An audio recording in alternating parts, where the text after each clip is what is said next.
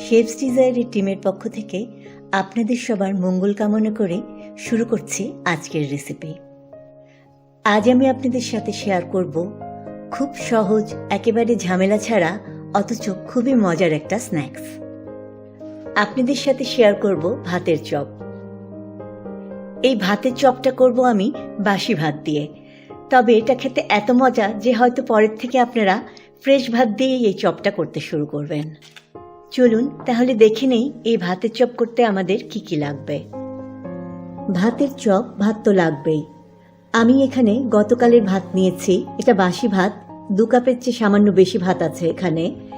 ভাত ছাড়া আমাদের আর লাগবে, আসলে লাগলে বললে ঠিক হবে না, আমাদের কাছে যেসব ভেজিটেবলস থাকবে সেসব দিয়েই আমরা এটা করে ফেলতে পারবো। আর শুধু ভেজিটেবলস নয়, এটার ভিতরে আপনি ডিম, মাংস, চিংড়ি মাছ দিতে পারেন। ভাত ছাড়া আমি নিয়েছি ক্যাপসিকাম মিহি কুচি, বাঁধাকপি সেটাও মিহি কুচি, গাজর মিহি কুচি করে,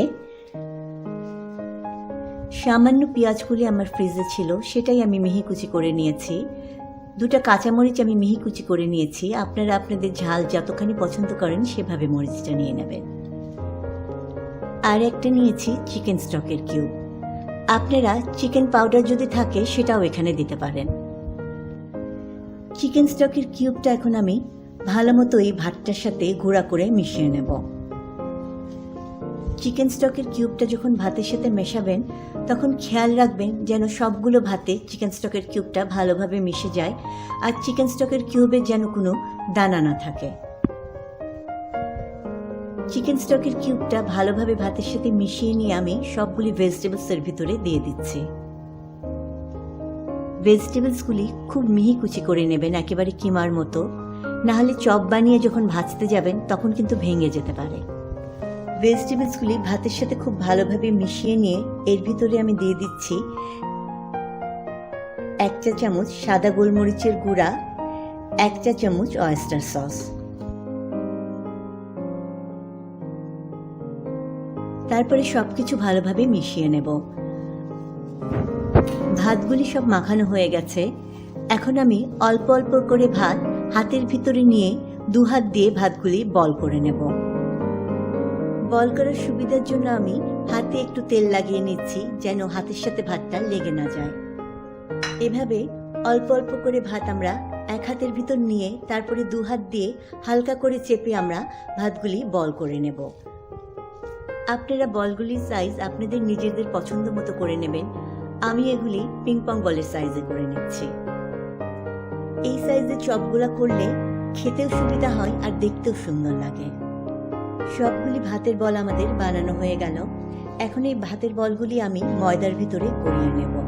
এই জন্য একটা প্লেটের ভিতরে আমি ময়দা নিয়ে নিয়েছি। এখন এক একটা করে বল আমি এই ময়দার ভিতরে দিয়ে বলগুলি সব ময়দায় গড়িয়ে নেব। ভাতের বলগুলি ময়দার ভিতরে খুব ভালোভাবে গড়িয়ে নেবেন যেন কোনো জায়গা খালি না থাকে।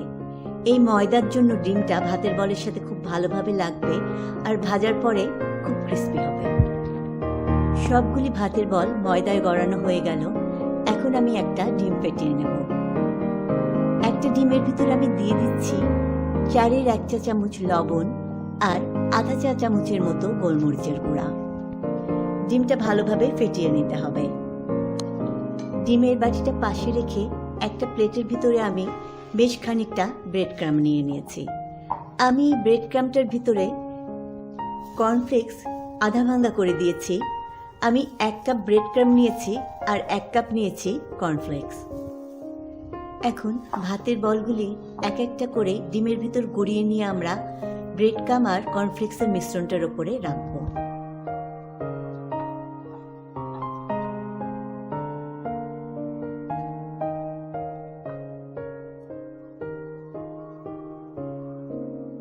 প্রতিটা বল গড়িয়ে নেওয়া হয়ে গেছে। এখন এই বলগুলি আমি ব্রেড ক্রাম্ব আর কর্নফ্লেক্সের মিশ্রণটার ভিতরে ভালোভাবে গড়িয়ে নেব। ডিমে গড়ানো ভাতের বলগুলি কর্নফ্লেক্স আর ব্রেড ক্রাম্বের মিশ্রণটার ভিতরে ভালোভাবে আমরা গড়িয়ে নিয়ে হাতের ভিতর নিয়ে হালকা করে চেপে ভালোভাবে লাগিয়ে নেব। ভাতের বলগুলি শুধু ব্রেড ক্রাম্বের ভিতর গড়িয়ে যদি আমরা ভাজতাম তাহলে যতখানি ক্রিস্পি হতো আর এখন যে আমরা ব্রেড ক্রাম্বের সাথে কর্নফ্লেক্স মিশিয়ে নিয়েছি, এই জন্য অনেক অনেক বেশি ক্রিস্পি হবে ভাতের বলগুলি। দেখুন ব্রেড ক্রাম্ব আর কর্নফ্লেক্সের মিশ্রণটা কি সুন্দরভাবে কোটিং হয়েছে বলগুলিতে। এখন এই ভাতের বলগুলি আমরা ডুবো তেলে ভাজবো। এই জন্য একটা কড়াইয়ের ভিতরে আমি যথেষ্ট পরিমাণে রান্নার তেল নিয়ে নিয়েছি। চুলার জাল আছে, মাঝারি আছে। তেলটা আমরা সামান্য গরম হওয়ার জন্য অপেক্ষা করব। ভাতের বলগুলি ভাজার জন্য তেল কিন্তু খুব বেশি গরম করবেন না। তেল যখন হালকা গরম হতে শুরু করবে তখনই এর ভিতরে আমরা বলগুলি দিয়ে দেব। তেলের ভিতরে ভাতের বলগুলি দেবার আগে আমি তেলটা ঠিকভাবে গরম হয়েছে কিনা সেটা চেক করে নেব। এই জন্য আমি একটা কাঠি নিয়েছি। কাঠিটা তেলের ভিতরে দিয়ে আমি চেক করে দেখব যে কাঠিটার পাশ দিয়ে বুদবুদ ওঠে কিনা। তেলটা গরম হলে কাঠিটার পাশে ফেনা হবার কথা বা বুদবুদ ওঠার কথা, কিন্তু দেখুন কোনো ফেনা হচ্ছে না, বুদবুদও উঠছে না। আমরা আরো একটু অপেক্ষা করব। আমি আর 30 সেকেন্ডের মতো অপেক্ষা করে আবার কাঠিটা দিচ্ছি। দেখুন তেলটা এবার ঠিকভাবে গরম হয়েছে, কাঠিটার পাশে ফেনা হয়ে আছে। এখন তেলের ভিতরে আমি ভাতের বলগুলি দিয়ে হালকা লাল করে সব ভেজে নেব। আপনাদের কাছে যদি কোনো কাঠি না থাকে পরিষ্কার, তাহলে যে কোনো খাবারের ছোট্ট একটা টুকরা তেলের ভিতরে আপনারা ফেলে দিয়ে চেক করে নিতে পারেন তেলটা গরম হয়েছে নাকি।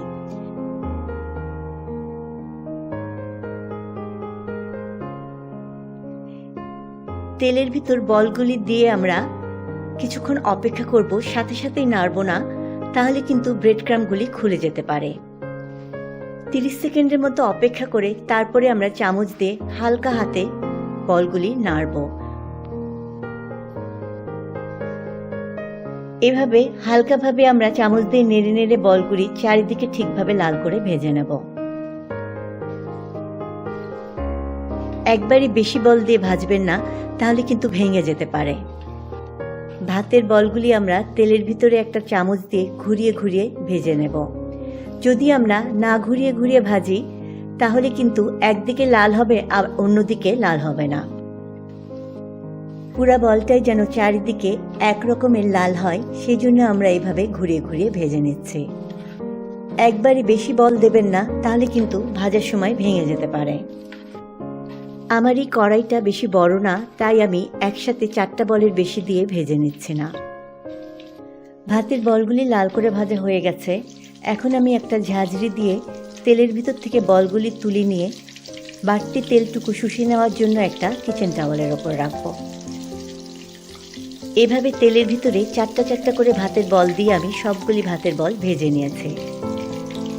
সবগুলি ভাতের বল ভাজা হয়ে গেছে। দেখুন দেখতে কি সুন্দর লাগছে। গরম গরমই এটা খাবেন। এই ভাতের চপটা যে কোনো ধরনের সস দিয়ে খেতে ভালো লাগে।